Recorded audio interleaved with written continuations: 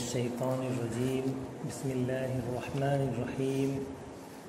فأزلهما الشيطان عنها فأخرجهما مما كانا فيه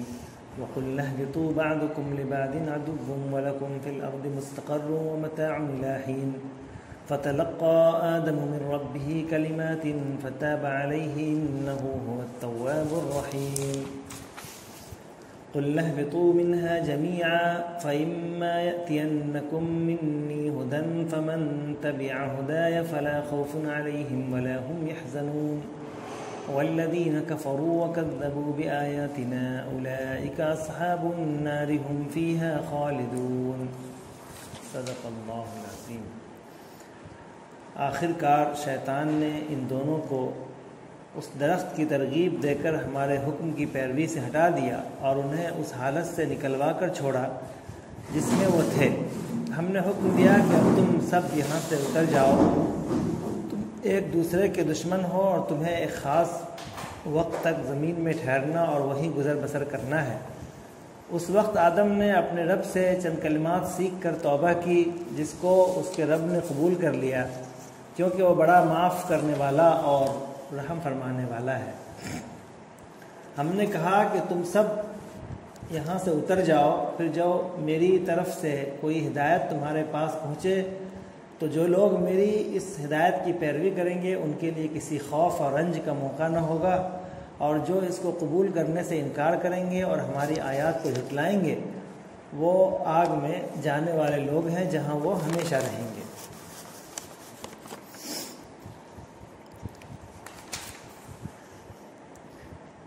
یہ اسی بیان کا حصہ ہے کہ انسان کی آزمائش کس طرح ہوگی، اس کا ایک پہلو اور ایک مثال کے طور پہ ایک مثال تھی جو حضرت آدم علیہ السلام کو جنت میں ہی شیطان نے ابھارا اور ان کو اس درخت کی یا اس شجر حیات کی ترغیب دی کہ جو اللہ تبارک تعالیٰ نے جس سے بچے رہنے کا حکم دیا، اور پھر وہ حضرت آدم علیہ السلام اس شجر حیات کا استعمال کیا جس کی وجہ سے ان کو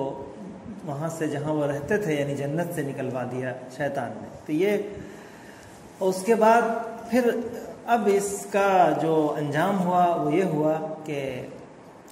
ہمیشہ کے لیے کہا گیا کہ تم لوگ نکل جاؤ یہاں سے۔ یہ گویا یہ تو ایک سزا اور ایک اس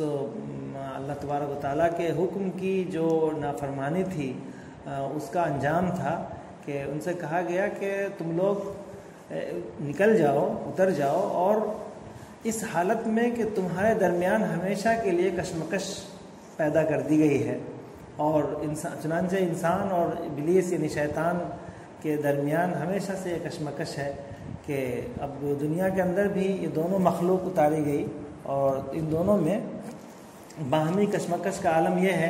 کہ حضرت آدم کی اولاد کو ہر طرح سے وہ یعنی اللہ کے راستے سے ہٹانے کی کوشش کریں گے۔ ان دونوں واقعے جو یہاں بیان کیا گیا حضرت آدم کے حوالے سے کہ ان کو یعنی اس شجرہ کا استعمال کرانے کے لیے ابھارا، اور پھر اسی طرح شیطان نے جو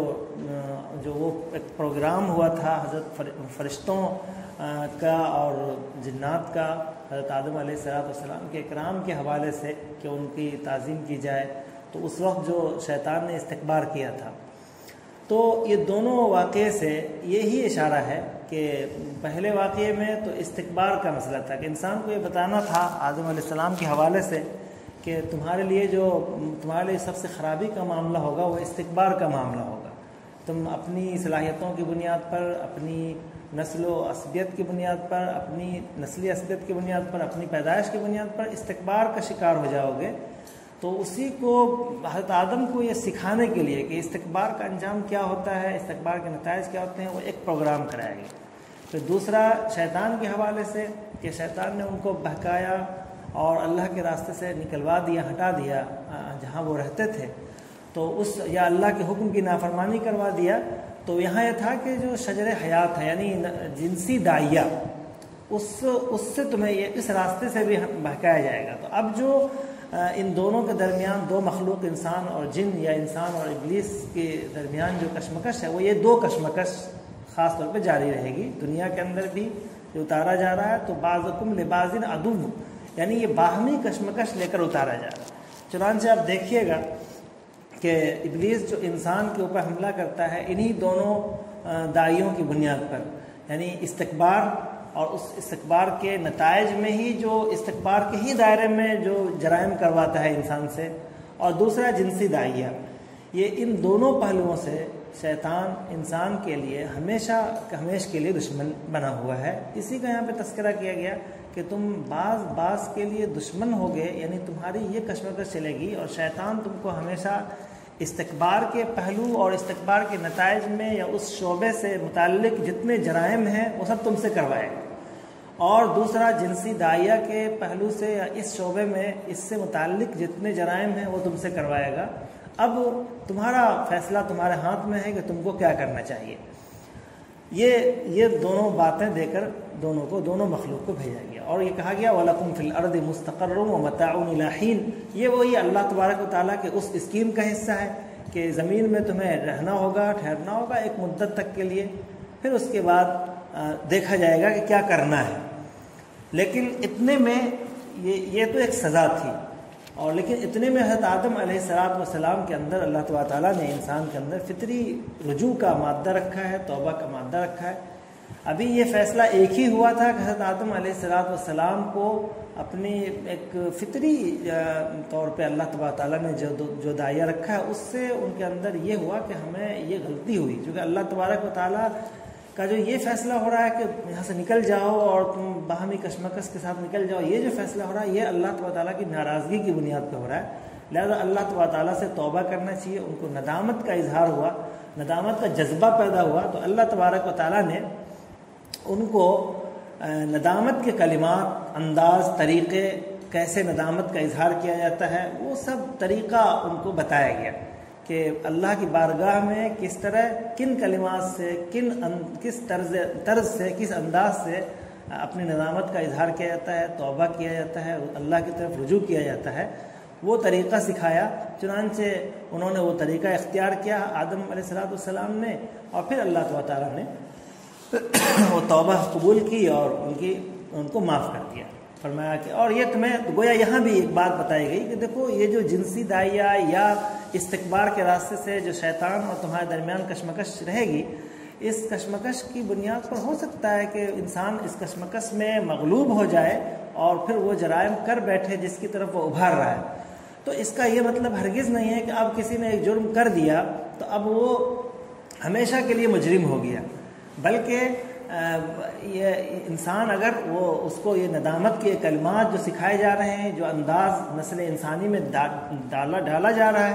اگر اس انداز کو، ندامت کے انداز کو اپناتا ہے تو پھر اللہ تبارک تعالیٰ اس کی طرف ہمیشہ رجوع کرتا ہے، اس کی مغفرت کرتا ہے۔ ایسا نہیں ہے کہ اگر ایک کوئی گناہ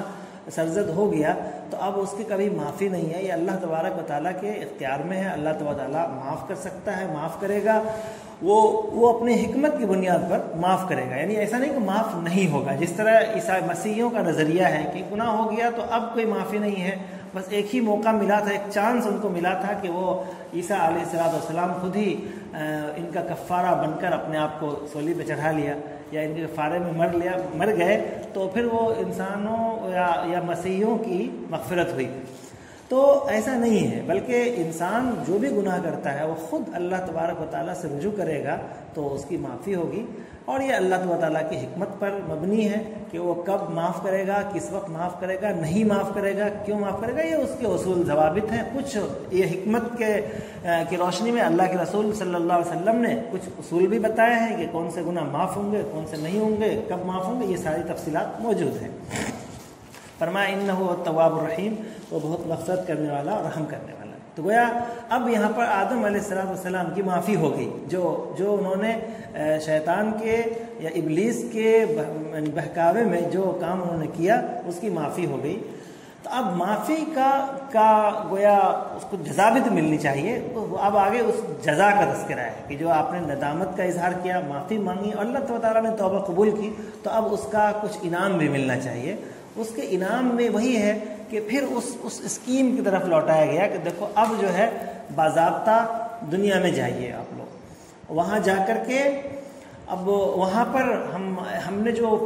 پلان کیا ہے کہ اس دنیا میں کچھ ابتلا اور آزمائش کی شکل بنائی جائے گی، اور اس ابتلا اور آزمائش کو جو پار کر جائے گا، جو اس راستے کو عبور کر جائے گا مناسب انداز میں، مطلوبہ انداز میں، تو پھر اللہ تعالیٰ نے اس کے لیے جو جنت مقرر کی ہے اس جنت میں یہ اس انسان کو آنا ہے اور اس جنت کو بھرنا ہے۔ یہ اللہ تبارک تعالیٰ کے پلان میں۔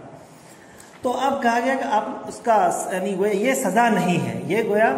حضرت آدم علیہ السلام کے لیے انعام ہے، انسان کے لیے انعام ہے کہ اب وہ دائمی جنت میں کیسے جائے گا، اس کا طریقہ جو جس جگہ سے وہ نکل چکے تھے ان کو نکال دیا گیا، اپنی غلطی کی وجہ سے نکال دیا گیا، اور وہ بہت ہی عظیم الشان جگہ ہے، وہ جنت کی جگہ ہے، وہ عیش کی جگہ ہے، وہاں وہ کیسے پہنچے،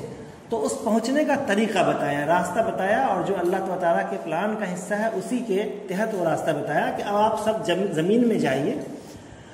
اور اب وہاں جانے کے بعد اب کوئی ہدایت کی بات آئے گی کہ اگر کوئی یعنی دیکھا جائے گا کہ تمہاری نسل میں اللہ تبارک و تعالیٰ کی طرف سے جو وحی آئے گی، ہدایت آئے گی، جو صحیح راستہ اللہ تبارک تعالیٰ کا جو متعینہ راستہ ہے وہ راستہ اختیار کرے گا، جو بھی کرے گا تو اسے اس باغ میں واپس لایا جائے گا۔ اب گویا اصل مطلوب کہ پورے اب انسان کو خطاب، یہ تو آدم علیہ السلام کے حوالے سے بات ہو گئی۔ اب بات آ رہی ہے کہ دیکھو جو اللہ تبارک و تعالیٰ کا متعینہ راستہ ہے،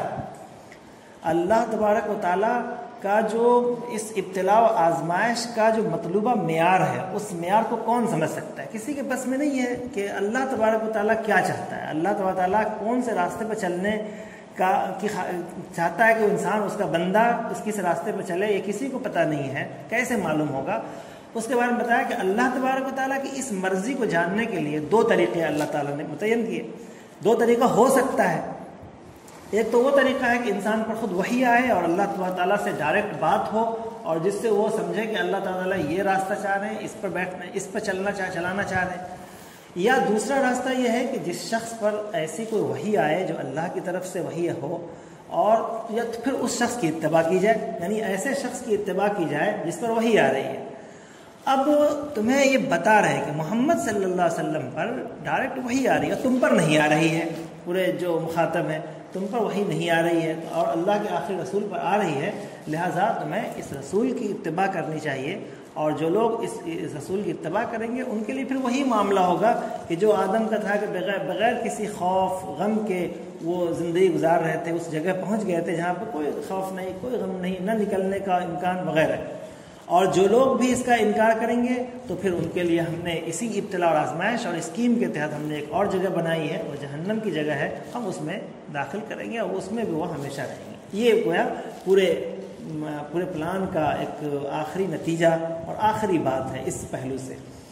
فَإِمَّا يَأْتِيَنَّكُم مِّنِّي هُدًى فَمَن تَبِعَ هُدَايَ فَلَا خَوْفٌ عَلَيْهِمْ وَلَا هُمْ يَحْزَنُونَ، اگر تمہارے پاس میری طرف سے وہ ہدایت آ جائے، وہ شمع ہدایت، پھر جو لوگ میری اس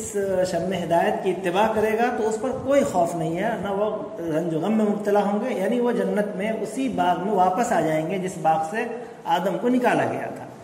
اور جو لوگ کفر کرتے ہیں، اس ہدایت کا ہی کفر کرتے ہیں، ان کا انکار کرتے ہیں اور ہماری آیتوں کی تکذیب کرتے ہیں، یہ ان کے لیے دوسرا پہلو ہے، وہ جہنم ہے، اسی میں وہ رہیں گے اور ہمیشہ ہمیشہ رہیں گے۔ واقعہ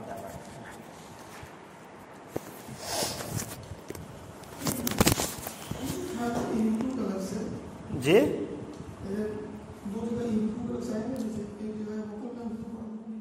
جی